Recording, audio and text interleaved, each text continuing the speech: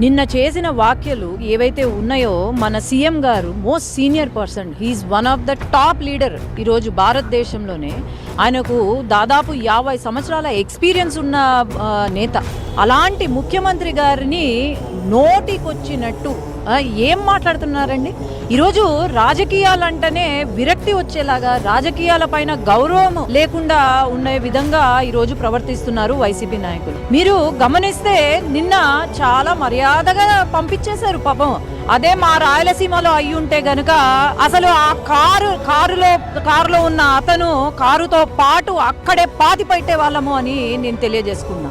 ఇన్ని రోజులు కూడా మా ముఖ్యమంత్రి గారు మాకు ఎన్నో చెప్తూ వచ్చారు, మీరు పాలిటిక్స్లో వచ్చారు, చదువుకున్న వాళ్ళు పాలిటిక్స్లో వచ్చారు, మీరు డిస్ట్రక్టివ్ పాలిటిక్స్ చేయకూడదు, కన్స్ట్రక్టివ్ పాలిటిక్స్ చెయ్యండి అని చెప్పారు. కానీ ఈరోజు ముఖ్యమంత్రి గారికి నేను క్షమాపణ చెప్తున్నాను. ఎందుకంటే ఆయన మిమ్మల్ని ఏమన్నా అంటే మేము ఊరుకోము సార్. ఖచ్చితంగా ఈరోజు రెడ్ బుక్ అని కలవరిస్తున్నాడు అంబటి రాంబాబు గారు. ఆ రెడ్ బుక్ మరి ఏదైతే కలవరిస్తున్నారో ఈరోజు వాళ్ళే మా చేతికి రెడ్ బుక్ ఇచ్చినట్టు అయింది.